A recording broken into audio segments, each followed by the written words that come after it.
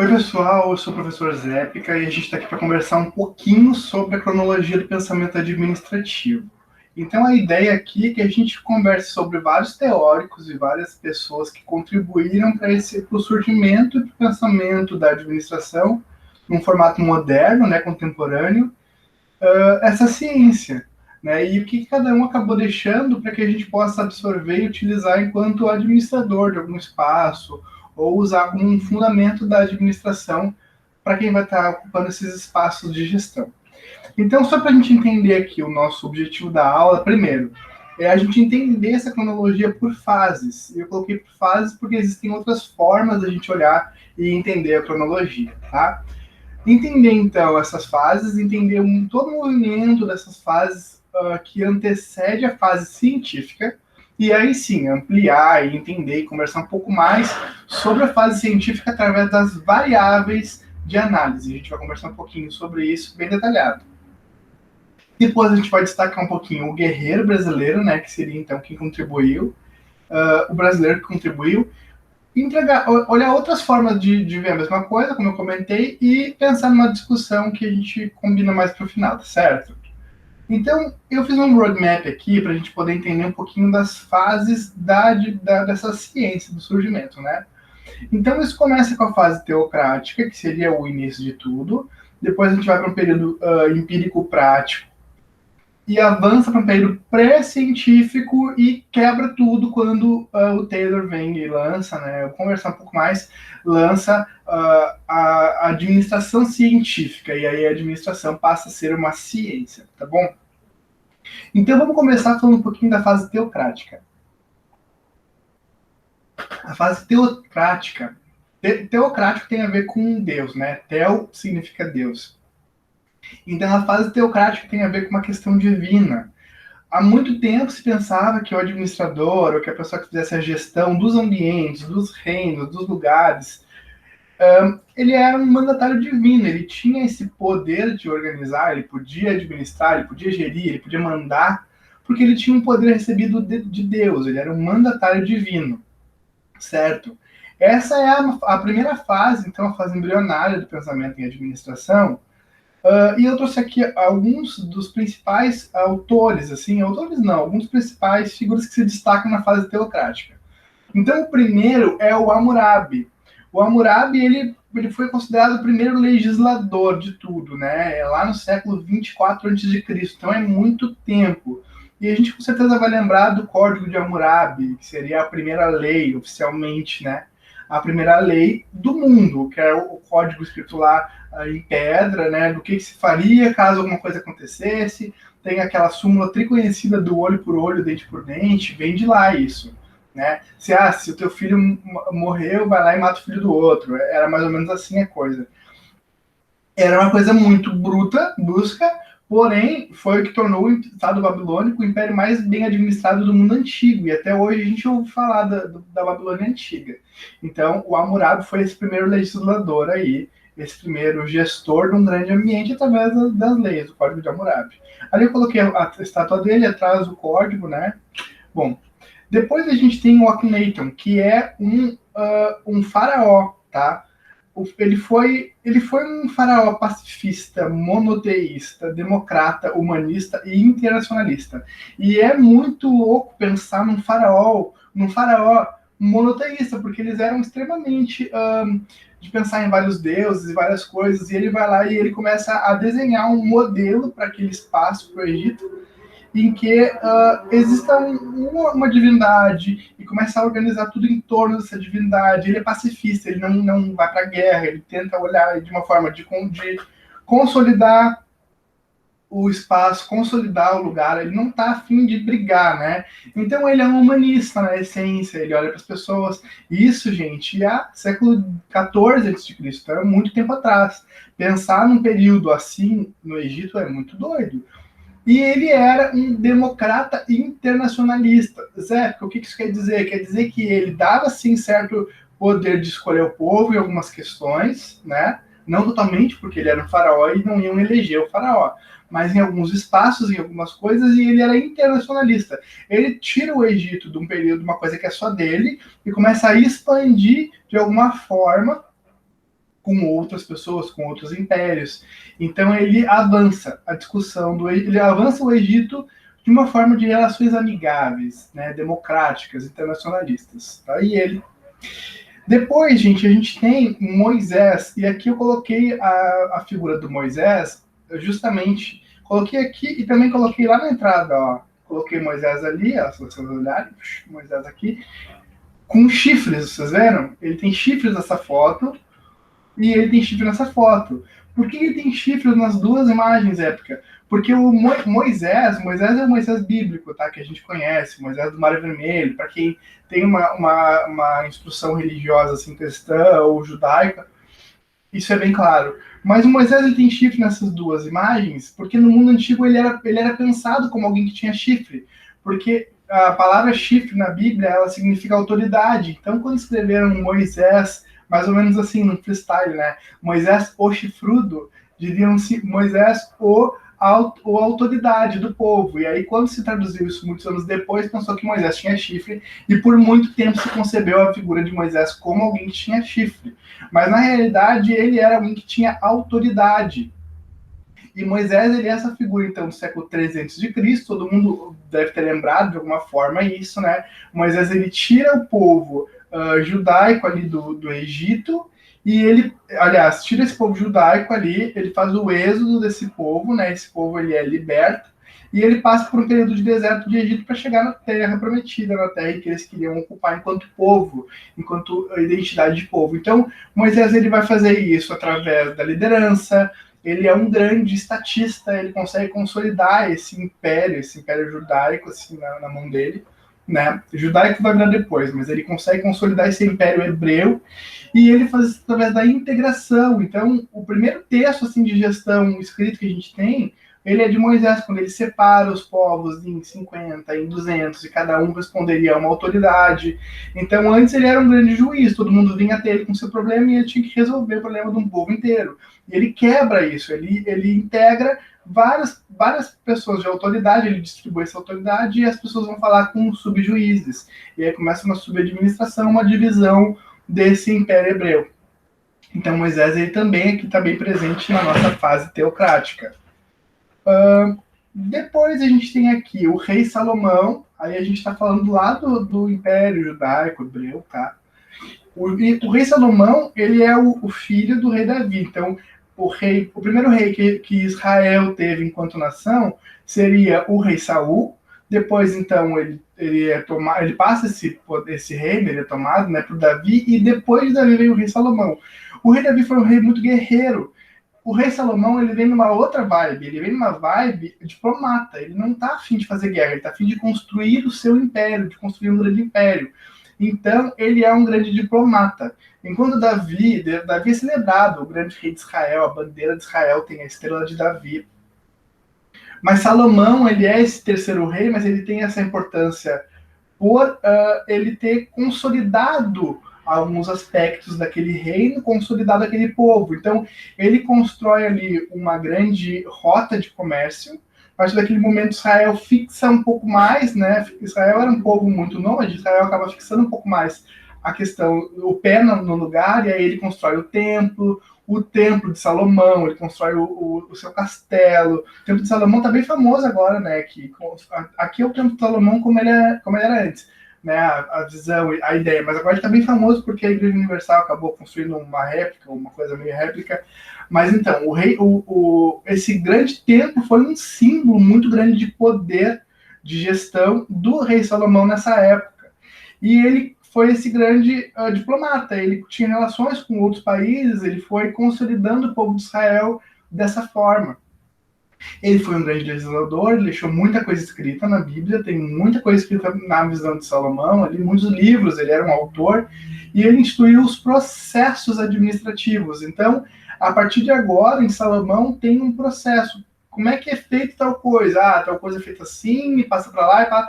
Ele constrói essa linha, esse fluxograma mental de processo, então, independente de quem vá fazer aquilo, tem um processo definido, e esse processo definido pode ser feito por outra pessoa. Isso é um grande rompimento, assim, de pensamento administrativo para aquela época, né? E ele foi um grande juiz, na realidade, né? Ele também julgava as causas do povo. Tem um caso muito famoso lá do bebê, se não quiser me pergunta que eu conto. Depois a gente tem o Confúcio. Não é esse Confúcio, é esse aqui. O Confúcio, ele foi um pensador do século VI a.C., que ele pensava, olha o rompimento, a gente está no século XII e vai vir um novo pensador do século VI. Ele pensava que não era a violência que consolidava os impérios, e sim a educação. Então ele é um grande pensador da administração, porque ele vai olhar para os espaços organizacionais, ele vai olhar para a estrutura dos países, das nações, não mais por uma questão de vamos matar e conquistar e avançar os reinos, não. Ele fala, vamos educar, vamos pensar o homem em sociedade. Então aqui ele começa a desenhar uma coisa que futuramente vai ser chamada do cidadão, essa pessoa que habita em sociedade e tal. Então aqui em Confúcio se tem esse primeiro movimento, né, de as pessoas ocuparem as suas posições, das pessoas entenderem que posições ocupam e o que elas devem fazer ocupando essas posições, que seria o papel do cidadão dentro do Estado que a gente conhece hoje, né, das suas obrigações, direitos e deveres, certo? Avançando na fase teocrática, a gente tem o Maomé. O Maomé, ele, então, como eu falei lá de Moisés, eu falei de Salomão e toquei em alguns outras pessoas, essas outras figuras, elas são figuras de Israel, né? Eles são pensadores que têm a religião hebraica, judaica. Maomé, ele tem uma outra visão, que é a visão islâmica. Ele vai fundar a religião chamada religião islâmica, e ele vai fundar o islamismo. O Maomé, ele vem no século 6 e 7 já depois de Cristo. E ele vai fundamentar todo o governo dele, todas as ideias dele em cima de moral, de alimentação, de materiais. Ele vai organizar isso. Quais são os princípios de moral? O que a gente precisa fazer? Como é que vai ser dividida a alimentação? De onde a gente vai tirar isso? Como é que a gente vai chegar? Então, quais são os materiais que a gente vai utilizar para construir as mesquitas, as coisas? Tudo isso ele vai desenhando. E ele é um grande estatista. Então, ele concentra tudo isso na mão dele. Maomé, o profeta, né, islâmico, mas ele é estatista, ele foca na mão dele e ele era um mercador. E olha que interessante. Então ele tinha uma visão de negócios, ele queria vender. E isso fica muito consolidado até hoje. Se você jogar no Google aí, ó, África Islâmica, vai ver que a África ela é muito em parte islâmica, ela foi muito consolidada, porque se trocavam muitos negócios com a África, e a África acabou, através dessa troca, adquirindo e consolidando a visão islâmica, né, de religião. Então a África, ela além de ter uma religião afro, como a gente chama aqui no Brasil, ela também tem uma religião bem desenhada islâmica, tá bom? Põe no Google que fica bem legal o mapa lá. Depois a gente tem o Carlos Magno. O Carlos Magno, ele foi só quem desenhou e estruturou o Estado do Vaticano. O Estado do Vaticano, né, lá onde fica o Papa, onde fica o cerne da religião católica. O Estado do Vaticano, ele vai desenhar um Estado através da habilidade política dele, né? Ele tem uma grande habilidade de consolidar, porque nessa época tinha até brigas entre os papas, assim, tinha um papa em um lugar do mundo, outro em outro, não era o único papa. Ele consegue consolidar, ele consegue firmar um lugar só, que seria o lugar da autoridade papal. E esse lugar é o Estado do Vaticano. Então, a partir daquele momento, como tem o Estado do Vaticano, esse lugar, o Papa é quem está no Estado do Vaticano, e aí o mundo, como a gente conhece, se desenvolve assim, na religião católica por causa do Carlos Magno.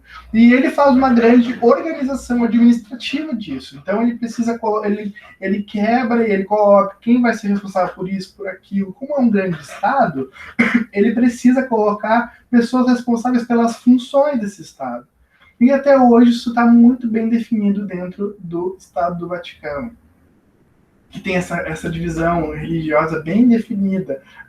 O Papa, tem os frades, tem os bispos, tem todo mundo está bem definido nessa estrutura desenhada, dessa organização da fé e também administrativa, certo? Até aqui, então, a gente falou de pensadores, de pessoas que impactaram o pensamento através da questão teocrática. Eu vim porque Deus disse para eu vir, eu vim porque a Deus me deu uma missão de fazer isso, de consolidar aquilo. Até aqui. Quando a gente entra na fase empírico-prática, a gente tira, então, a visão de um administrador que faz porque Deus mandou ele fazer, e aí ele faz como ele quer, ou a forma que ele acha que ele tem que fazer, porque Deus mandou, ele faz. E ninguém critica, né, é uma fase teocrática, aqui a gente entra na fase empírico-prática. Certo? Por que essa fase empírico-prática vai mudar no jogo? Ela vai mudar muita coisa. Porque agora se age de forma empírica e não de forma religiosa. Se age considerando, eu acho que isso está certo, eu faço. Se está errado, eu experimento, eu vejo que está errado, eu volto, eu faço de outra forma, eu faço de um outro jeito. Então, o empírico prático, ele se dá o luxo de tentar, de ir, de fazer, porém, se ele errar, ele volta atrás. Ele tem essa coisa de voltar atrás. Ele vai testando. Então, vamos ficar assim, ó, a fase teocrática é uma fase de divindades, de Deus mandou. A fase empírico-prática é uma fase, eu vou testando, vou vendo o que acontece, e vou experimentando. Essa é a fase dos grandes consolidações de impérios, de lugares, como aqui está o Napoleão, né?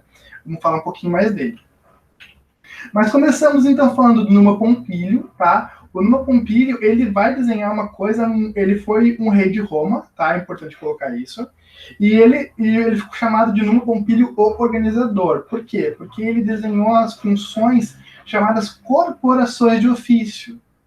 Então, em Numa Pompílio, as pessoas pararam cada uma de fazer tudo. Ou vou fazer o que eu acho que tem que fazer, ou vou fazer tudo, não. Ele desenvolve as corporações de ofício e diz, existe o artesão, então a pessoa vai estudar e vai ser uma artesã, é isso que ela vai ser. Existe o agricultor, então você vai estudar e vai ser um agricultor. Existe quem vai fazer a gestão, então você vai estudar e vai ser o gestor. Ele desenvolve essas corporações, ele começa a quebrar essas corporações e chamar de corporações de ofício. E ele desenvolve um interessante sistema de recompensa por produtividade na agricultura. Então, se as pessoas produziam para consumir, aqui ele diz que quem produzir mais vai ser recompensado pelo Estado. E ele desenvolve uma certa competitividade. Gente, isso aqui é século 8 e 7 antes de Cristo, tá? Antes de Cristo. A gente está falando de um período muito remoto e o Numa Pompílio deixou a contribuição dele de uma forma bem legal. Aqui a gente tem o Licurgo, que é o cara ali do Guri de Uruena. Não, mentira, isso é uma piadinha. O Licurgo, ele foi um pensador do século IX e ele enxergava o indivíduo como alguém que servia ao Estado. O indivíduo, ele não é simplesmente uma pessoa, ele não pode fazer simplesmente o que ele quer, não. Ele é alguém que serve ao Estado, o Estado de uma forma organizada. Então, ele prepara o indivíduo para quê? Para compor esse lugar, essa participação do Estado focado à guerra. Então, ele vai desenvolver todo um estudo e uma atividade administrativa de preparação para a guerra. Como é que o indivíduo olha isso? Como é que o indivíduo descobre isso? Como é que o indivíduo se percebe? Ele deixa de ter as vontades dele. Hoje eu trabalho, hoje eu não trabalho, hoje eu me preparo fisicamente, amanhã não. Aqui não, ele serve ao Estado, então ele tem que se preparar fisicamente, ele tem que estar pronto para a guerra, ele tem que cumprir com as obrigações dele dentro do Estado. Então a contribuição de Licurgo é essa, enxergar o indivíduo como servindo ao Estado e enxergar o indivíduo como em constante preparação para a guerra, e ele desenvolve todo esse manual de atividade administrativa da guerra. E isso vai ficar muito nítido na figura do Licurgo, mas vai voltar muito, muito, muito na questão fascista já do século XX depois, que vamos chegar ao indivíduo como servindo ao Estado, ele é uma peça do Estado, e ele tem que servir para a guerra. Então isso vai ficar muito forte no fascismo, nazismo, né, no Hitler, na Itália do Mussolini, vai ficar também bem nítido na União Soviética, isso tudo já no século XX ontem, né? Então, como eles influenciaram realmente, né? E aqui nós temos também o Solon. O Solon, ele foi um grande pensador da vanguarda, assim, porque ele pensou em leis liberais. E quando ele fala em leis liberais, ele vai falar que o Estado não tem que intervir tanto, tem que deixar as pessoas se organizarem. Se organizarem no quê? E aí ele vai abrir isso, ele vai falar, as pessoas têm que se organizar no comércio, as pessoas têm que se organizar nas artes, nas letras, na educação, no esporte. Ele vai tentar tirar um pouco da mão do Estado, da mão do imperador, na mão de quem faça essa gestão, para tornar isso em pequenos grupos que se autogerenciem. Ele vai criar as leis liberais. É um pensador muito, muito antes, né? Porque o liberalismo vai ter uma forma lá com Adam Smith muito depois. Mas ele dá o pontapé inicial da discussão aqui, certo?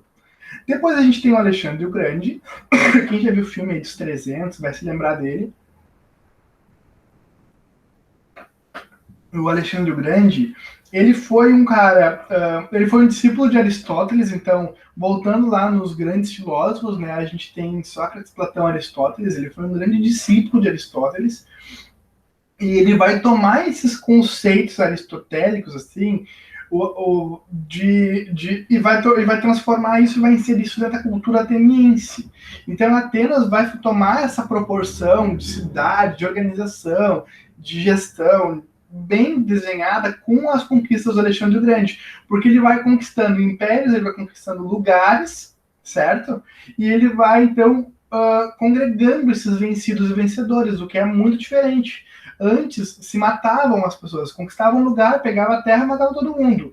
O Alexandre Grande ele vai fazer diferente. Ele, por causa do Aristóteles, do pensamento do Aristóteles, das grandes metrópoles, das grandes cidades, grandes centros com pessoas, ele vai inserir os vencidos dentro da cultura, dentro da religião, mas dentro do espaço ateniense.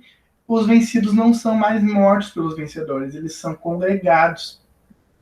E isso vira um jogo também, tá? Isso, de novo, século IV a.C. A gente está falando de uma forma remota, tá? Avançamos, a gente tem César. César, também, quem for cristão aí todo, ou vai lembrar da Páscoa, de falar, né, da estrutura de poder, hierarquia lá, de quando Jesus estava aí na Terra ainda, e vai falar, então, de capacidade política. César ele era o grande imperador romano, tudo passava pela mão do César. E ele consolida esse Império Romano através do quê? De uma coisa autoritária. Ele vai ser através da autoridade dele. Então, ele era um imperador extremamente autoritário. Até, eu não sei se alguém vai lembrar do Dai a César, o que é de César, né? Hoje em dia se fala isso ainda como expressão, né? Mas assim, não deixe de pagar os impostos a César, senão César te mata, é uma coisa assim. E ele vai desenhar todo o Império Romano em cima dessa autoridade dele, ele vai consolidar o Império Romano, e ele é o imperador da época de Cristo, certo? Já mais para cá, a gente tem o pequeno, gigantesco Napoleão Bonaparte. Pequeno porque ele era bem baixinho, tá, gente? Mas ele era extremamente forte na guerra. E aí se tornou gigante na questão cultural, na questão do que ele deixou. Mas Napoleão Bonaparte, ele era um cara que ele vem num contexto de Revolução Francesa. Vocês vão lembrar disso, provavelmente. Mas a Revolução Francesa, assim, existia a monarquia, e a monarquia arrochava mesmo quem era pobre, não estava nem aí, né? Fazia um governo de cima para baixo. O pessoal se revolta e toma o poder lá na Bastilha. E quando eles tomam o poder lá na Bastilha, eles instituem aí, eles matam os reis, instituem forca. A Revolução Francesa é uma revolução de tirar o rei do lugar e colocar um governo instituído pelo povo. Só que isso fica muito, assim, violento e filosófico ao mesmo tempo, porque eles não conseguiam desenhar esse império, eles não conseguiam desenhar essa tomada. Mas o Napoleão, ele chega e ele organiza totalmente a questão militar, e ele toma a autoridade, fica à frente, que ele consegue consolidar o Império Francês e avançar e tomar outros lugares através da navegação. Então, o Napoleão ele vai deixar bem desenhado canais para navegação, de onde você sai da França e para onde você vai para chegar em tal lugar, e ele vai tomando isso e ele vai avançando através dessa organização. Além disso, ele reorganiza a polícia, como eu falei, ele toma esse poder aí policial, militar, ele organiza o Estado dessa forma para poder conquistar outras coisas, né? Ele faz uma reorganização bancária, tá? Ele organiza para que tenha fundos para as guerras dele. Ele desenvolve as primeiras instituições de ensino superior, uma das primeiras universidades, a Universidade da França, né? E ele trabalha com a questão do embelezamento de Paris. Eu trouxe aqui, além todo mundo conhece a Torre Eiffel, né? Eu trouxe o Arco do Triunfo, que é um grande símbolo de Paris também, que é um grande símbolo também do governo napoleônico, né? Porque ele desenhou esse grande arco, que era onde os vencedores de guerra passavam. Então eles vinham trazendo as notícias de guerra e passavam pelo Arco do Triunfo. Tá lá até hoje. Então, o Napoleão ele tem essa contribuição pela fase empírico-prática, certo? Avançando aqui, a gente tem o Bismarck, tá? Esse cara aqui, ele foi ele nem foi alemão, tá? Ele era prússio. Porque antes a Alemanha, ela não tinha uma unidade de língua, uma unidade de conjunto. Ela tinha grandes espaços dentro daquele território que hoje a gente conhece por Alemanha, eram várias subnações que era um território prússio. E aí o Bismarck, então, mas eles todos falavam alemão, a língua alemã. Então o Bismarck ele vai trabalhar junto com outras pessoas na unificação da Alemanha. Então ele consegue estatizar isso junto com outras pessoas e desenhar o que futuramente vai se consolidar como a nação alemã. Certo, gente? Avançando aqui, bom, então nós viemos nós estávamos nessa fase empírico-prática, onde se testa, se faz e tal. Se der errado, faz de outra forma, mas não tinha muito uma ciência rolando por aqui, tinha mais uma questão de vamos ver o que acontece quando a gente faz tal coisa, sabe? E aí a gente avança para a terceira fase, chamada de fase pré-científica. Pré-científica porque ela vem um pouquinho antes da nossa fase científica, que é a fase dominante na linha de pensamento. Então, na fase pré-científica, a gente vai dividir ela em fase pré-científica na Antiguidade, fase pré-científica na Idade Média, fase pré-científica na Idade Moderna e fase pré-científica na Idade Contemporânea, tá bom? Então, vamos lá. Fase pré-científica na Antiguidade. Aqui a gente está falando, gente, dos filósofos. Então, voltando, Sócrates, Platão, Aristóteles.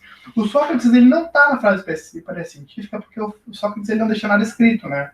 Até tem uma confusão aí, às vezes as pessoas ficam... Sócrates realmente existiu, ou foi uma figura inventada por Platão? A gente nunca vai saber, né? Mas as ideias de Sócrates elas são consolidadas e relidas em Platão, e Platão ele vai escrever um livro, né, que até hoje tem para vender, está na Amazon, se alguém quiser comprar, chamado A República. Então, o Platão, lá no século IV a.C., 5, 4 a.C., ele escreve esse livro chamado A República, onde ele vai escrever bem direitinho como é que ele pensa que deveria ser feita a organização do Estado. O Platão ele era um filósofo, gente, ele era um cara que ele gastava o tempo dele pensando, idealizando e vendo como é que seria na mente dele. Então, o Platão, os princípios platônicos, assim, até a gente fala, né, uma coisa que não existe é um amor platônico, porque são princípios que ficaram para serem estudados depois, para serem articulados depois, certo? Mas esse livro ele vai tomar uma forma muito grande futuramente, depois, né, no futuro, quando vai se retomar e alguns conceitos de A República estão presentes até hoje aqui na nossa forma de governo atual, as questões de divisão de poderes, do executivo, legislativo, tudo isso vai vir lá da ideia de Platão que vai ser retomada depois, certo? Além do Platão, a gente tem o Aristóteles. O Aristóteles ele é um discípulo de Platão e ele vai criar uma escola chamada Escola Peripatética. Os peripatéticos, eles faziam o quê? Eles eram uma escola que não ficavam dentro de um espaço fechado, ou não ficavam sentados. Porque tinha questão, ou tu estudava sentado dentro de uma cadeira em algum espaço fechado, ou tu estudava sentado na rua ouvindo o mestre, né? O Aristóteles, ele vai transformar isso, ele vai colocar os peripatéticos, são os filósofos que andam, então ele vai andar com essas pessoas pela rua. Ele vai andar com essas pessoas caminhando, né? Ele era bem aquele professor meio ripongo, assim. Ele vai andar e as pessoas vão caminhar e ele vai olhar. Olha isso aqui. E aí cada um vai trazer sua contribuição, vai conversar, e ele vai desenhar coisas em cima do que as pessoas veem na rua e das vivências das pessoas na rua, caminhando, peripateticamente, tá? E aí disso, então, o Aristóteles vai observar uma coisa que não ficava tão clara para quem estudava parado. Ele vai observar a divisão do trabalho. E ele vai colocar isso na obra dele, nos escritos dele, ele vai chamar isso de divisão do trabalho. Então, cada um vai fazer uma coisa, cada um vai se dividir e cada um vai fazer uma tarefa, ou vai tomar um ofício, voltando na questão da corporação de ofício, ou vai tomar uma tarefa dentro da corporação de ofício, mas vai ser dividido. Então, ele vai propor que não se realize todo um trabalho por apenas um artesão, um artífice, e sim que se divida o trabalho olhando o que acontece realmente na rua. E para isso acontecer, ele vai trazer o conceito de convergência de esforços, que vai ser muito retomado depois, chamado de unidade de direção, lá com Fayol, já na parte científica, né? Então, a convergência de esforços é você responde a quem? Alguém te dá um direcionamento e você faz aquilo que a pessoa te deu na tua divisão do trabalho. Então, o Aristóteles também foi um pensador à frente do tempo dele, porque isso aqui não pegou tanto naquela época. Mas isso vai ser muito retomado depois na fase científica, certo?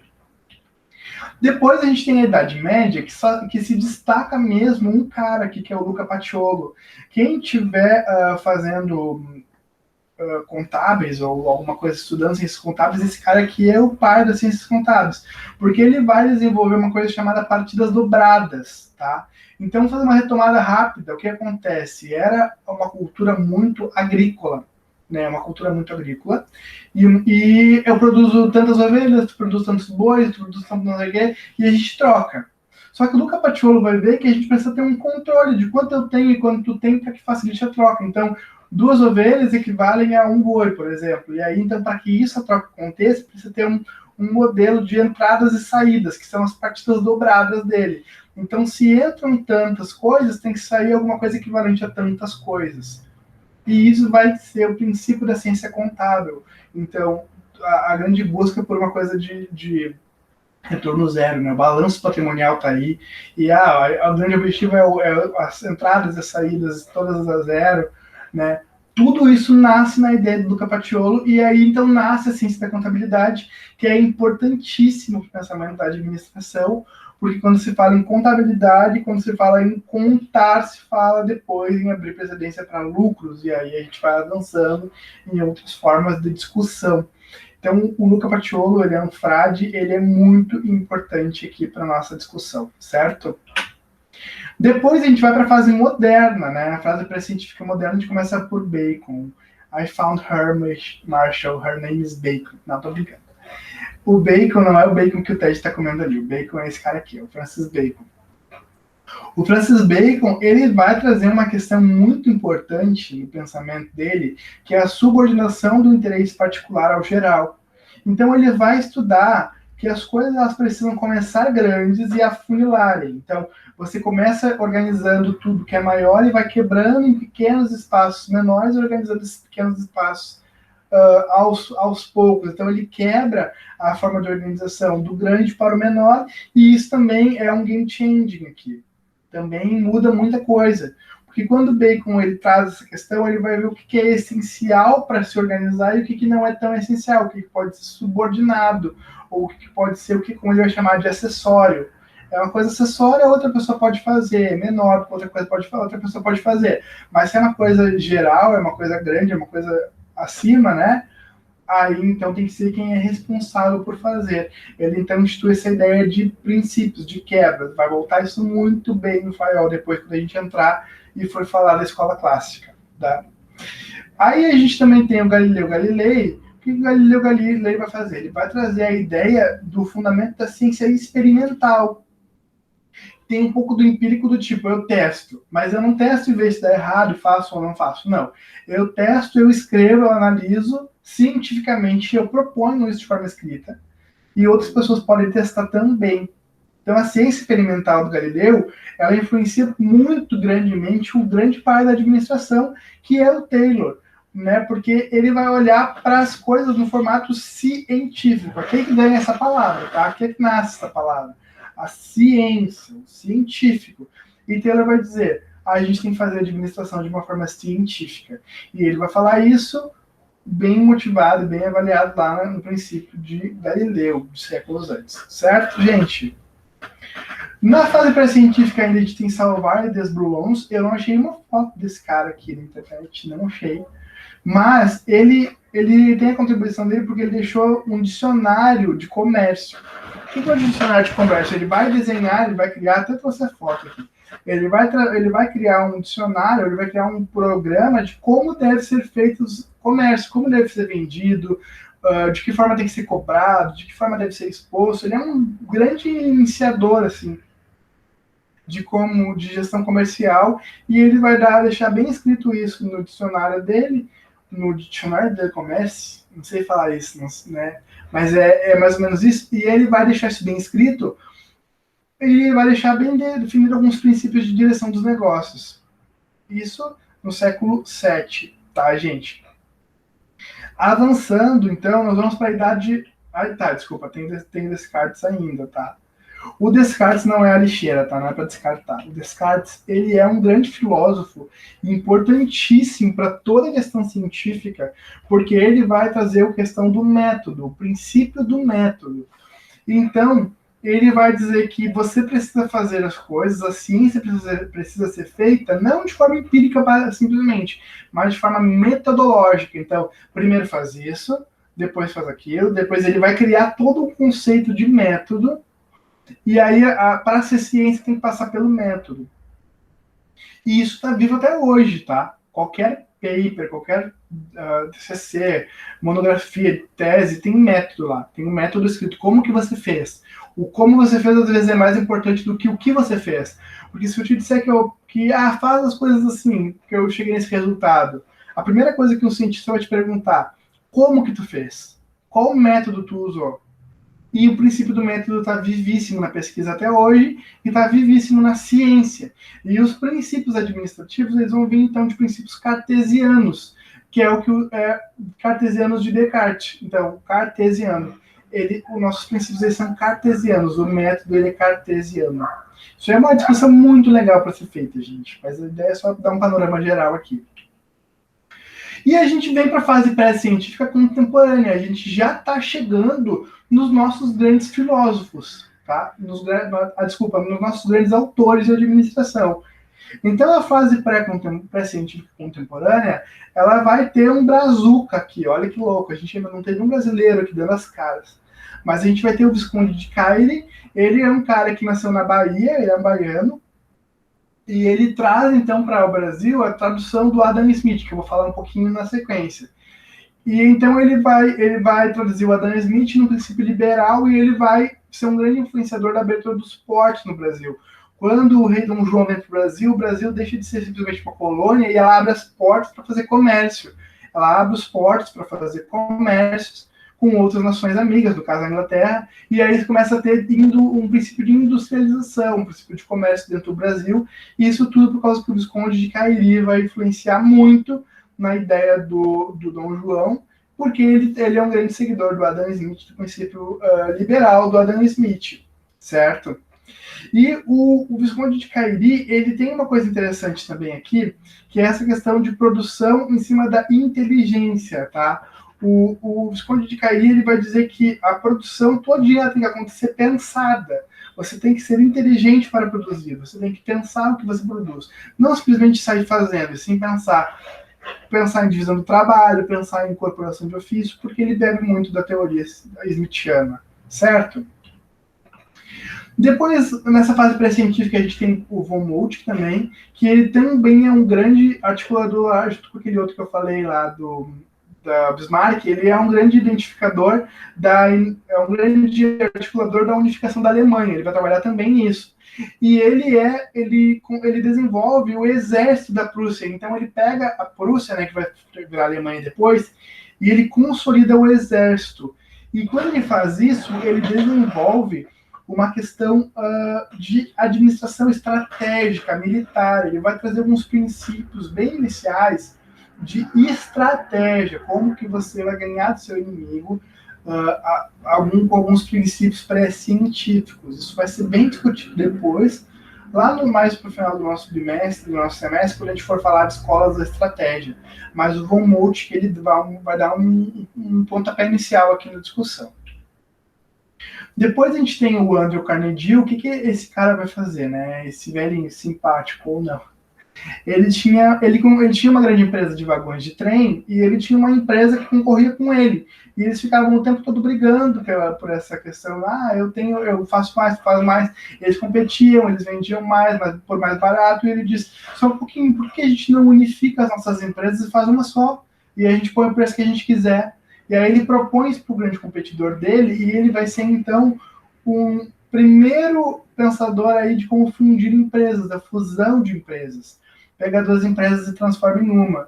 E isso depois vai ganhar muitas formas de ser feito, né? Fundir completamente, se misturar, uma empresa em cima da outra. E isso aí eu vou deixar para quem vai articular melhor, que o pessoal da contábeis. E também tem um pouco de direito aqui, mas ele traz essa ideia de fusão de empresas, certo? E a gente tem o James Cattell nessa época, que ele é um pesquisador de testes mentais. Então, ele vai tentar desenvolver a fisionomia psicológica do indivíduo. Como que a pessoa pensa, por que ela pensa dessa forma.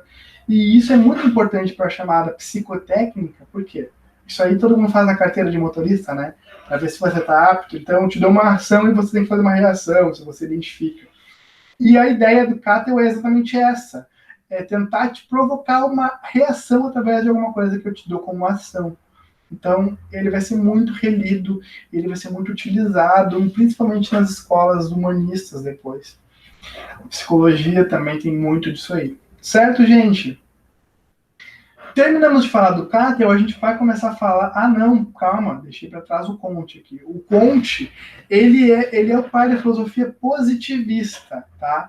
Ele vai ser, então, um grande influenciador de muita coisa, principalmente na questão do exército. Nosso lema da bandeira hoje é ordem e progresso, porque os militares que proclamaram a República, eles eram positivistas, né?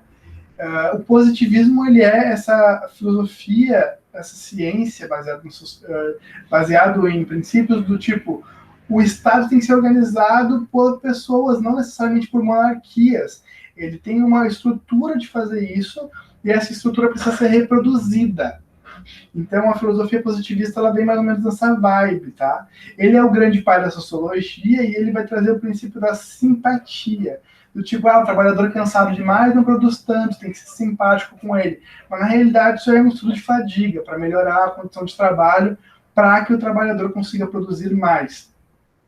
Então, o Comte, ele tem essa questão da simpatia, e ele é um grande pai da filosofia positivista.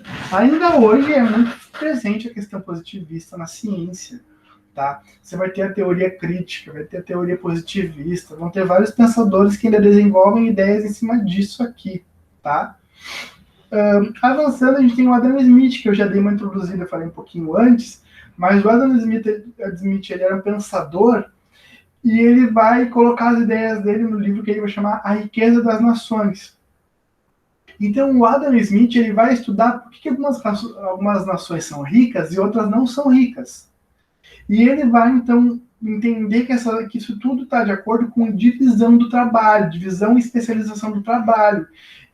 Então, se uma pessoa ela faz uma ação e a outra faz outra, e quando monta isso, um grande governo entrega algo específico, e aí as grandes trocas podem acontecer. Se cada nação tem a sua especialidade de entrega, ninguém compete exatamente. Então, se não compete, cada um entrega a sua parte e todo mundo fica rico. As riquezas partiriam daí, as riquezas das nações. E aí ele tem a súmula dele, né, a mão invisível do mercado, que muito se discute, que ele vai dizer, não precisa ninguém intervir, o mercado se autorregula, as coisas que acontecem se autorregulam dentro do mercado. E com isso ele vai virar o grande pensador chamado pai da economia, tá bom? Então, acho que agora sim a gente fecha a questão da pré-científica em administração. Gente, é muito importante fase pré-científica em administração, porque, por exemplo, o Smith já é científica na economia, o Comte já é uma fase científica na sociologia, mas na administração eles estão na fase pré-científica. E a gente vai para a fase científica, onde as coisas passam a acontecer dentro daquele método, como eu comentei com vocês, né? O método. Então, a ciência, ela começa a acontecer baseado em experimentos e conclusões. Aqui eu botei a fotinho do Chaplin, no filme dele, do Tempos Modernos. É um filme clássico, de 1920 e poucos, que ele mostra os princípios dessa fase inicial científica bem atuantes, assim. Então, se alguém tiver curiosidade de entender um pouco mais os princípios faiolistas, teoristas, pode olhar um pouco desse filme que vai entender de cara o que acontecia. Mas vou comentar um pouquinho disso aí, tá certo? A fase científica, gente, ela vai se dividir em tarefa, pessoas, estrutura, ambiente e tecnologia, certo? Então, quando a gente fala, a gente vai dividir essa fase em 5 partes, para a gente poder ter um pouquinho de divisão, né? Para a gente poder entender um pouco o que cada variável estava sendo estudado naquele momento, certo?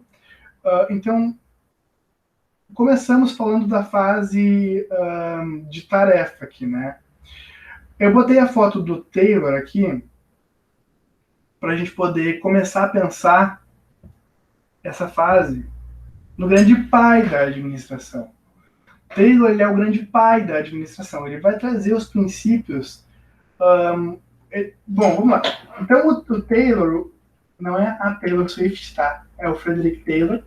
O Taylor, ele é o criador, o pai da administração no formato científico, porque ele é o principal, o primeiro e o principal expoente da ciência da administração.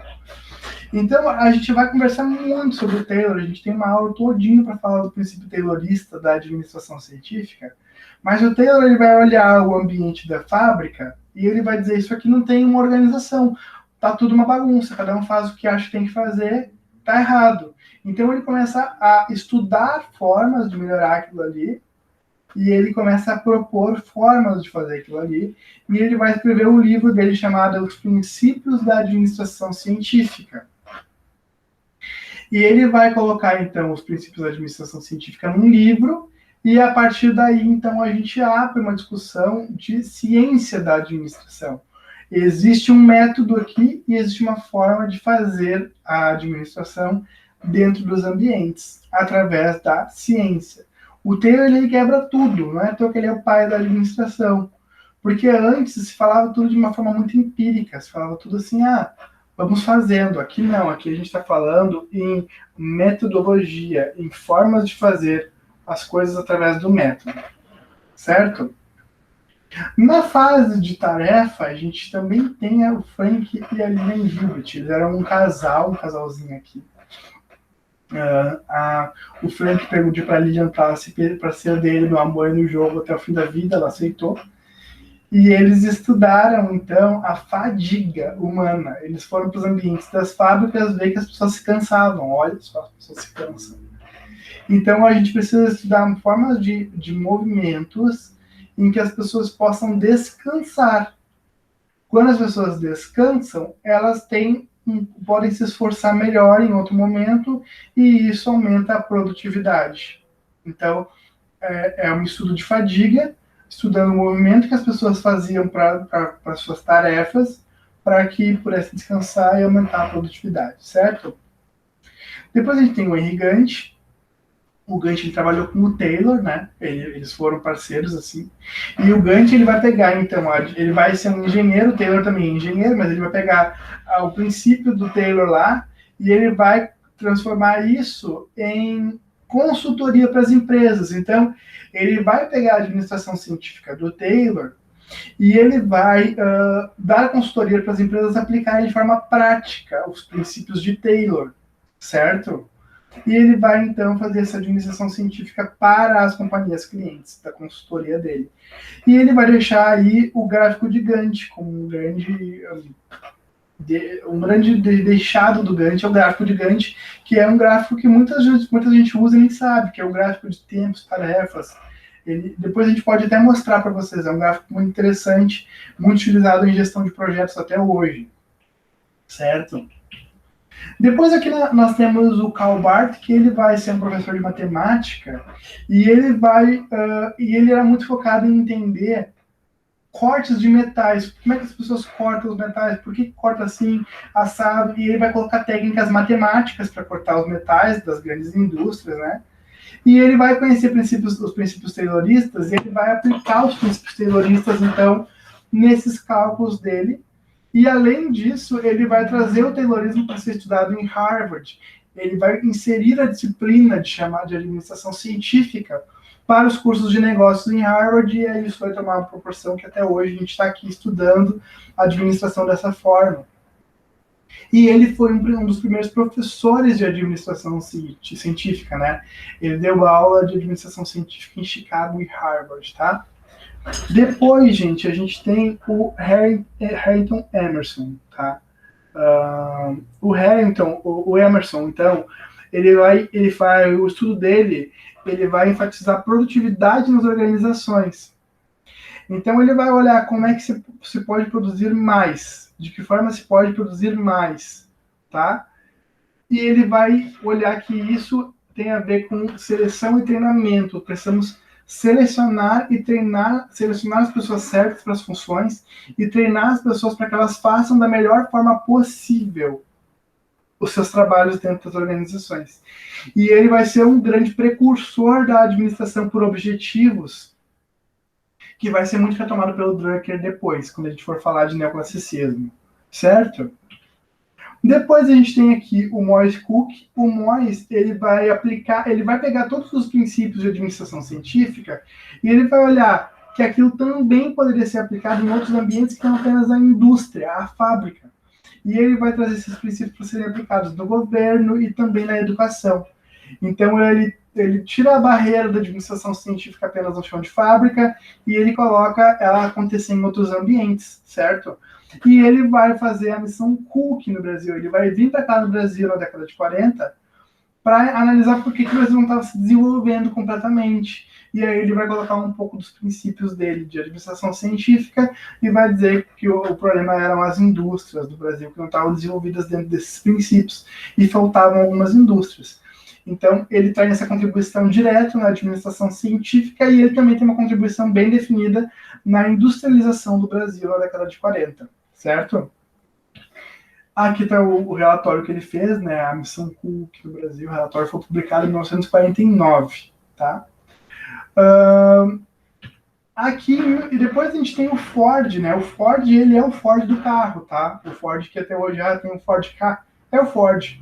Ele foi um grande empresário e ele trabalhou o tempo todo pensando em eficiência. E o Ford, às vezes, ele está bem conectado com a figura do Taylor, mas eles têm um pouco de diferença, porque o Taylor, ele pesquisou, ele fundamentou, ele escreveu uma teoria, uma ciência para a administração. O Ford, ele fez algo bem parecido, mas ele contribuiu isso aplicando direto na indústria. Então, ele vai desenvolver um sistema de trabalho diferente, né, do que o Taylor, que ele vai colocar o trabalhador parado e as peças andando para o trabalhador, que é a linha de montagem, que é muito do que se vê hoje na montagem de carros, certo? Então, o trabalhador fica parado e aquela esteira vem andando com o que o trabalhador tem que fazer. Ele coloca, então, essa esteira de produção, a contribuição dele. E aí está aqui o primeiro carrinho dele, e ele vendia loucamente esse carro. Ele colocou automóveis no mundo inteiro, né, os primeiros Fords. Certo? Avançando aqui, a gente não sei porque apareceu aquele ali, mas a gente tem o Sloan, não é o Mark Sloan, tá? A gente tem o Alfred Sloan. O Alfred Sloan, ele foi o grande gestor da General Motors. E ele vai, então, da GM, e ele vai trazer uma questão chamada de estilo de administrar. Tá? O Sloan, ele vai falar que existem estilos específicos para ambientes específicos. E ele influenciou toda uma época com esse pensamento dele, o estilo de gestão, o estilo de administração, certo? Aqui do ladinho, a gente tem o Peter Drucker, que é um pensador muito importante para a administração de uma forma mais contemporânea. O Drucker, ele é o pensador chamado da teoria neoclássica, então ele vai transformar o princípio classicista, que a gente vai falar na sequência, a gente está falando de tarefa, a gente vai falar depois de estrutura, vai falar de teoria clássica no FAIOL, e o Drucker, ele vai retomar o princípio faiolista de estrutura, mas ele vai chamar de teoria neoclássica, tá? Ele vai aplicar de uma forma neoclássica e colocar a administração por objetivos. Então, você vai administrar para fazer algo específico, que é o objetivo. Você vai quebrar vários objetivos dentro da organização, metas, objetivos, valores, vai quebrar isso em pequenos pedaços. E vai ser a forma de fazer a administração através de objetivos. Conclua uma parte para concluir outra, entendeu? E ele vai trazer o que chama-se de as funções do administrador, que é o planejar, organizar, dirigir e controlar. A gente vai entrar nisso muito na aula de teoria neoclássica, certo? Gente, depois a gente tem a fase científica nas pessoas. Então a gente estava falando de tarefa, o foco era tarefa. Aqui o foco desses pensadores vão ser as pessoas dentro do ambiente, certo? Então, na fase científica, a gente tem uma teoria de transição, alguns pensadores que conversam e deixam um terreno pronto, né, para essa transição acontecer, e aí a gente vai entrar na escola das relações humanas. Também é só um pingado, porque a gente vai conversar muito sobre a escola das relações humanas numa outra aula, certo? Então, vamos começar por teoria da transição. Teoria da transição, a gente tem aqui a Mary Follett. A Mary Follett é uma pensadora à frente do seu tempo por diversas coisas, tá? Ela vai trazer uma ideia de que as organizações precisam de menos burocracia, menos estrutura e mais pessoas, mais criatividade, mais delegar para as pessoas poderem fazer as coisas. Então, delegue as atividades, deixe as pessoas usarem suas criatividades para resolver os problemas. Não precisa ficar tudo na mão de uma única pessoa. É o que a Mary Ford vai trazer. Então, fazendo como isso? Através dos aspectos psicológicos da gestão. Ela vai estudar isso. E ela é uma pesquisadora anterior à experiência de Hawthorne. A gente vai falar um pouquinho agora e vai falar bastante depois da Escola das Relações Humanas. Mas o interessante é mostrar que a Mary Ford ela é uma pesquisadora mulher, certo? E ela é uma pesquisadora que se destaca sozinha, porque a gente falou um pouquinho da Lillian Gilbert, que ela era pesquisadora, ela era uma mulher, mas ela era casada, né? Ela estava junto com o marido. Então aqui eu selo o Power para Mary Ford, que foi sozinha lá e colocou a contribuição dela na teoria das pessoas em administração, mas na grande teoria de administração, certo? Depois a gente tem o Chester Barnard. O Barnard, ele é um cara, ele vai ser muito estudado por quem estuda administração para entender as organizações, tá? A organização não necessariamente ela é uma empresa. A organização ela pode ser qualquer ambiente onde existam pessoas que têm uma finalidade e que trabalham por essa finalidade de forma coordenada e consciente. Então, por exemplo, uma igreja é uma organização, tem um princípio, tem um fundamento, as pessoas fazem aquilo de forma consciente por um objetivo. Um hospital é uma organização, uma universidade, percebe? Ele tira um pouco do fundamento de empresa e ele vai olhar para a organização. E ele vai fazer isso no livro dele chamado As Funções do Executivo, tá aí em alta. Até hoje na Amazon tu compra esse livro e ele é um pensador importantíssimo. Ele vai então dividir as organizações em formais e informais. Formal é a organização instituída, tá? Então, por exemplo, um hospital é uma organização formal, tem o diretor, tem os médicos, tem as funções, e existe uma organização informal, que é a organização que acontece através disso, as conversas informais das pessoas, a relação que as pessoas têm através da relação formal. Então, o Barnard ele vai trazer que existem outras relações que não necessariamente as relações esperadas pela empresa, pela organização. Existem outras relações informais. Eu vou falar um pouquinho disso mais à frente também, tá? Depois a gente entra na escola das relações humanas, tá? Que é uma escola importantíssima na administração. Então a gente começa com o Maio. O Elton Maio, ele vai trazer a experiência de Hawthorne. Eu vou falar muito dele, tá? Por isso que eu vou só pincelar aqui. Ele vai para uma empresa tentar entender se a influência, por exemplo, da luz na produtividade, se tem mais luz ou menos luz, se produz mais ou menos, e ele percebe que o que influencia de verdade não é a luz, e sim se as pessoas estão confortáveis e podem conversar e se relacionar no ambiente de trabalho. Então, o comportamento humano, ele influencia na produtividade. E aí ele também é um game changing aqui na nossa discussão. Depois a gente tem o Maslow, que também é outro pensador importantíssimo. Ele vai estudar motivação e ele vai propor uma coisa chamada hierarquia das necessidades, a pirâmide das necessidades. Então, ele vai dizer que as pessoas elas têm níveis de motivação e para elas alcançarem esses níveis de motivação, elas precisam ir saciando níveis anteriores. Então, a primeira pessoa tem que, por exemplo, de uma forma simplista, tá? Ela primeiro tem que comer e dormir, depois ela tem que se alimentar bem, depois ela vai procurar espaço onde ela se sinta segura, e aí ela vai procurar realização profissional. Então, a pirâmide de Maslow é muito importante, e eu até digo para vocês, vale a pena jogar no Google pirâmide de Maslow e dar uma olhada nisso, porque isso também é muito usado hoje em dia ainda, certo? Depois a gente tem o Douglas McGregor, que ele vai também estudar motivação, mas ele vai chegar com a teoria X e Y. Ele vai dizer que existem as pessoas que estão no X e as pessoas que estão no Y. E as pessoas que estão no lado X, elas são pessoas preguiçosas, não querem trabalhar. E existem as pessoas que estão no lado Y, que são pessoas automotivadas, que gostam de trabalhar e que tu não tem que ter tanta preocupação e tantos estímulos para elas ali. Então ele vai trabalhar com a questão de estímulos. Como é que tu estimula as pessoas da X e da Y para elas trabalharem e serem produtivas, certo? O Herzberg, ele também quer trabalhar, vai analisar a motivação por uma ótica de satisfação e insatisfação no trabalho. E ele vai dizer que existem fatores higiênicos e fatores motivacionais. Então, para que as pessoas se motivem e para que as pessoas trabalhem bem, elas precisam, primeiro, que os fatores higiênicos estejam completamente resolvidos. Tem que ter uma estrutura adequada, com um ambiente adequado, que ele vai chamar de fatores higiênicos. E eles são fatores que parte daí para motivar as pessoas. Se as pessoas não têm, por exemplo, um banheiro disponível, ela não tem nem fator higiênico, ela não vai se motivar. Então, ela tem que ter a estrutura de trabalho adequada para depois se pensar em fatores motivacionais. Também é uma teoria muito importante na administração, tá, gente?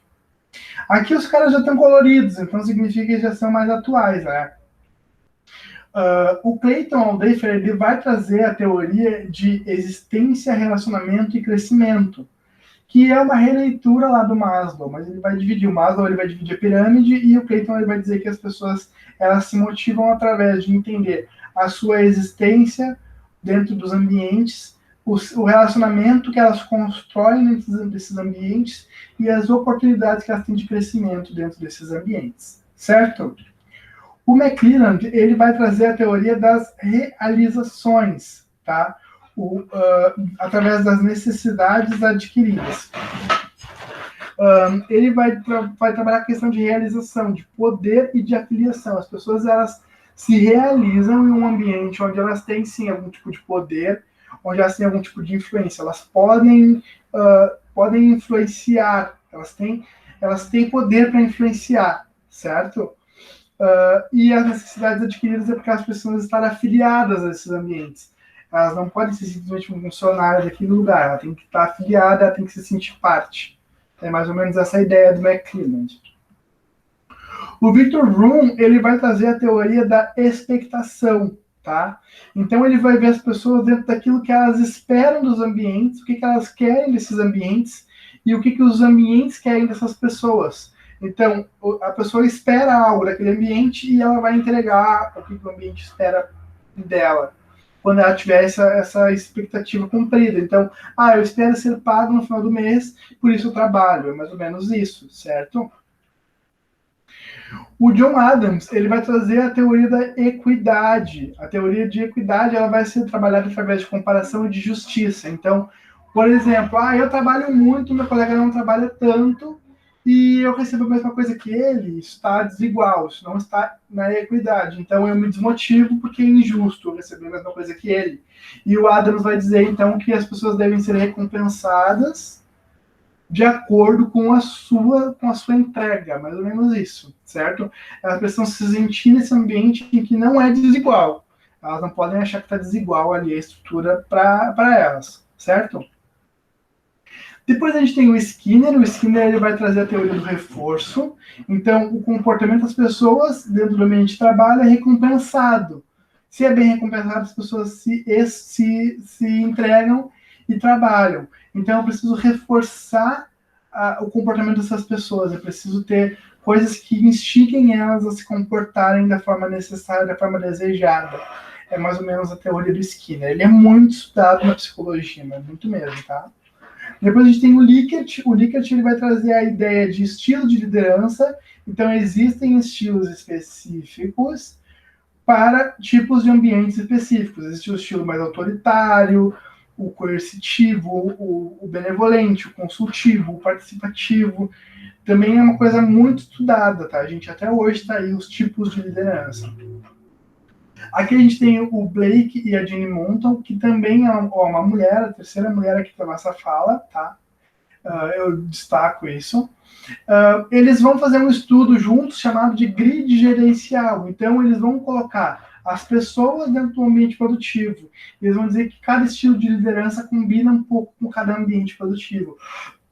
É um pouco parecido com a teoria do Likert, mas o Likert vai propor isso de uma forma mais direta, e o Blake e a Monton, eles vão trazer isso bem graficamente, com bolinhas, assim, é bem interessante também olhar. Joga no Google grid gerencial, tu vai entender um pouco mais do que eles propuseram, mas também é uma forma de olhar a liderança, certo? E a gente tem o Simon. O Simon, ele foi um cara que ganhou até prêmio Nobel com a teoria da decisão, e ele é um grande pesquisador de comportamento organizacional, tá? O Simon, ele vai olhar para dizer que as pessoas, elas decidem coisas dentro das organizações baseado em como que a organização entrega coisas para elas. Então, a teoria da decisão, as pessoas estão o tempo todo decidindo coisas ali dentro das organizações. De que forma nós podemos influenciar e direcionar que as pessoas decidam aquilo que eu espero que elas decidam. É mais ou menos isso, certo?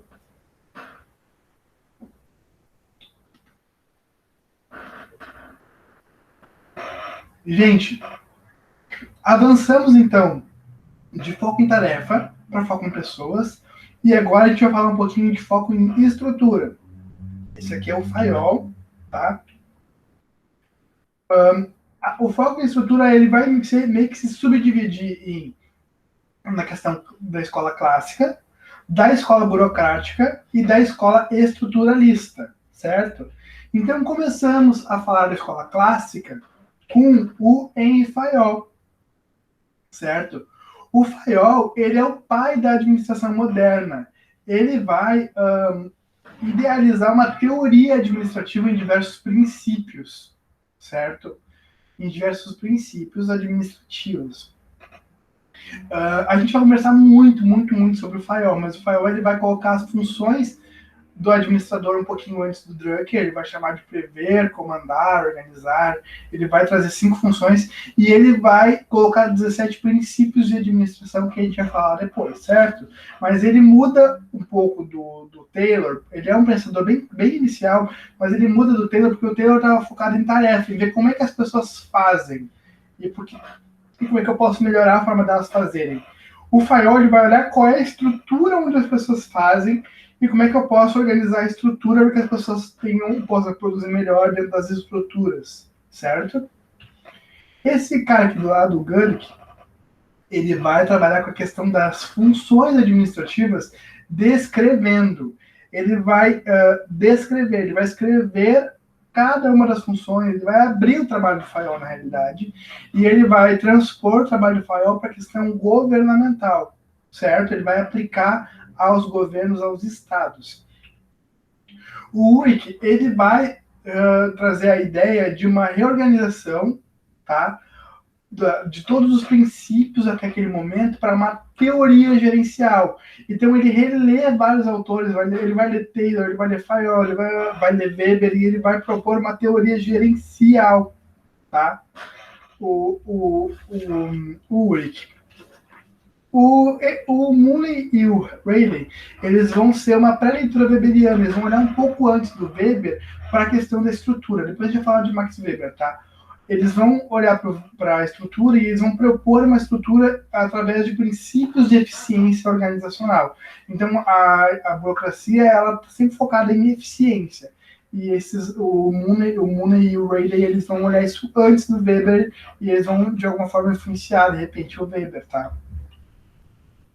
Aqui o Weber, eu acho que aqui ficou errada a imagem, depois a gente arruma, tá? Esse aqui é o Weber, não é o Fayol. O Weber está aqui. O Weber, ele vai desenhar uma questão de estrutura de autoridade, tá? E estrutura de autoridade. O Weber, ele vai desenhar essas estruturas, então ele vai quebrar as autoridades em diversos aspectos e ele vai trabalhar isso na burocracia. Ele vai desenvolver uma teoria chamada teoria da burocracia, analisando o ambiente, e ele vai dizer que a burocracia é o meio mais eficiente para fazer as coisas acontecerem, certo? A gente vai também estudar um pouquinho mais o Weber. O Merton, ele vai analisar, dentro já da burocracia, a questão do comprometimento dos trabalhadores, de que forma os trabalhadores eles se comprometem, eles entregam aquilo que é esperado dentro da burocracia, certo? Porque é impessoal, né? A burocracia é muito impessoal, então o Merton vai tentar fazer uma leitura mais pessoal da burocracia. O Selznick, ele vai olhar dentro dessa estrutura como é que se delega a autoridade, tá? Ele vai trabalhar a questão de problemas de delegação de autoridade. Se fica muito concentrado em uma única figura, isso pode dar problema. É mais ou menos a suma do Selznick. E o Goldner, ele vai falar que existem diversos tipos de burocracia. Ele vai fazer uma releitura lá do Weber, mas ele vai dizer, existem vários tipos de burocracia.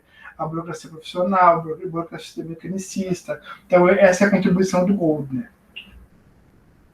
Aqui a gente já mudou a fase, para a fase estruturalista, certo, gente? Então, a fase estrutural analisa as estruturas, ou de forma burocrática, ou de forma estruturalista. O Etzioni vai olhar, então, de forma estruturalista e falar que existem tipos de poder e tipos de naturezas de organizações. Então, cada organização precisa de um cara que tem um tipo de poder. Por exemplo, dentro do exército, tu vai precisar de uma figura mais autoritária. Dentro de um hospital, de repente, vai precisar de uma figura mais humanitária. Então, os tipos de poder são diferentes dependendo dos tipos de organizações.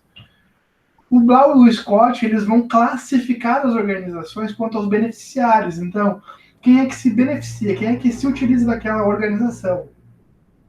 Então, se é uma organização para um fim mais filantrópico, ou um fim mais de proteção, ou é um fim de lucro, de venda, que tipo de organização é essa? É isso que eles vão dizer, certo? E o Thompson, ele vai dizer que dentro dos ambientes burocráticos precisa se trabalhar com a questão de conhecimento e de inovação, porque precisa atualizar o processo burocrático, senão vai ficar só focado na estrutura. Então ele vai dizer, a estrutura é a burocrática, mas a gente precisa colocar conhecimento das pessoas para desenvolver inovações dentro desse ambiente. É a ideia do Thompson. Depois, gente, a gente vai falar então da questão do ambiente. A fase científica é focada em ambiente, tá? Esse cara que tá aqui, ele é o Bertalanffy, ele é um biólogo, mas agora a gente vai conversar um pouquinho mais dele. O Bertalanffy, ele é esse biólogo que ele vai estudar os sistemas na biologia nos seres vivos, né? Então, o sistema, uma entrada, alguma coisa acontece, processamento, isso sai de uma outra forma, pronta, né, a saída, e esse sistema se retroalimenta. É a teoria geral dos sistemas, o ambiente. Então, as organizações estão em ambientes, né? Estão inseridas em ambientes. Elas vão receber algumas coisas, a matéria-prima, por exemplo, vai transformar, vai entregar esse produto para o ambiente, como uma saída, e às vezes esse produto volta para dentro da própria empresa, da organização. É uma forma muito simplista de olhar o Bertalanffy, a gente vai conversar muito sobre o Bertalanffy quando a gente falar de teoria dos sistemas, certo? O Katz e Kahn, eles vão olhar para as organizações através de perspectiva social. Então, as empresas, as organizações, elas têm uma questão social envolvida. As pessoas que estão ali, elas estão sempre em sociedade. E essa questão social das pessoas ali dentro, ela vai influenciar o comportamento das organizações. É como se a organização virasse uma pessoa inserida nessa perspectiva social, que vai se comportar como? Ela vai... o que ela vai fazer, exatamente, tá? Quase como uma pessoa, que é uma questão meio que de comportamento da organização. O Boulding, ele vai olhar a organização através de sistemas complexos. Então, ele vai dizer... Ele vai fazer uma releitura do Bertalanffy e ele vai dizer existem sistemas um pouco mais complexo do que o Bertalanffy propôs. E ele vai trazer uma hierarquia de sistemas, certo? Então, primeiro um, depois o outro, depois o outro. Ele vai quebrar isso em uma hierarquia. Por fim, a gente tem a fase científica da tecnologia, e aqui eu trouxe a Whitward, que é a nossa quarta mulher, né, pesquisadora, e ela é o ícone dessa escola, dessa fase, que é a fase contingencial, tá? É uma fase focada em tecnologia, mas a gente chama ela de fase contingencial. Então, o que a Woodward vai propor? Ela vai dizer que existe um ambiente, né? As organizações, elas estão em ambientes, e cada ambiente precisa de uma tecnologia de trabalho específica. Então, não existe uma única forma de fazer isso, existe uma contingência. Cada organização tem uma necessidade, cada organização precisa de alguma coisa, então depende, o estilo de fazer as coisas e a forma de fazer as coisas depende. É isso que ela vai querer dizer, que a contingência é mais ou menos isso, depende, tá? A gente vai ter também uma aula de contingência, tá? O Charles Sparrow, ele vai falar, então, de extensão de tarefa de trabalho. E ele vai querer dizer que essa tecnologia como a Bertalanffy, né, essa tecnologia de trabalho ela precisa ser usada. Mas ele vai tentar olhar toda a extensão da tarefa, todo o trabalho, e ele vai tentar trabalhar com previsibilidade. Então, tudo bem, depende, mas você precisa ter uma tecnologia específica para cada pedaço desse processo de trabalho, para cada extensão de tarefa de trabalho, certo? O Burns, ele vai trazer o que a gente vai chamar de teoria situacional. Ele vai falar da influência que o ambiente externo tem sobre o ambiente interno da organização. Então, se alguma coisa está acontecendo lá fora, muda completamente o padrão de administração interno. Um exemplo bem simples para a gente poder introduzir seria o coronavírus. Ninguém esperava. Mudou lá fora, as organizações tiveram que se fazer uma releitura para poder gerenciar de uma outra forma, tá? E por fim a gente tem o Lawrence Walsh, e eles vão olhar para a questão de problemas industriais básicos e vão dizer que esses problemas eles estão extremamente conectados com a questão de diferenciação e de integração. Então, como é que as organizações elas são específicas em responder questão de diferenciação e como é que as organizações conseguem integrar os seus recursos para responder questão da integração. Certo, gente? E por fim eu trouxe aqui um pensador brasileiro, tá? Eu trouxe lá o Visconde de Cairi, mas ele é da fase pré-científica, né? Aqui eu trouxe o Guerreiro Ramos. Ele é conhecido como o Grande Guerreiro. Ele é um pesquisador brasileiro, já do século XX, e ele vai ter uma influência grande mesmo na questão da administração. Ele vai trazer o princípio de racionalidade dividido em racionalidade instrumental e racionalidade substantiva. Então, a racionalidade instrumental, ele vai olhar para as leis do mercado, dizer que existe uma competitividade lá dentro do mercado. Então, as organizações elas vão estar sempre focadas em como é que elas vão competir, como é que elas vão conseguir seus resultados dentro do mercado. Mas existe uma racionalidade, uma forma de pensar substantiva dentro das organizações que tem a ver com as pessoas que trabalham lá dentro, que é a questão de cooperação, compreensão, o bem-estar das pessoas, as pessoas terem essa possibilidade de autonomia, de julgamento crítico dentro das organizações. A obra do Guerreiro Ramos é uma obra que é muito importante para a sociologia da administração e está muito presente ainda em discussão em teorias organizacionais hoje, certo? Gente, aqui eu trouxe que existem duas formas de ver a mesma coisa, tá? Que nem a Manu e o Prior que ficavam brigando pela mesma coisa, existem duas formas de ver a mesma coisa. Então, eu mostrei aqui o Fava 2002. O Fava 2002 é esse livro aqui que a gente está estudando, Caminhos da Administração, que foi a nossa teoria base, que é por fases e por variáveis. Eu mostrei as fases e as variáveis.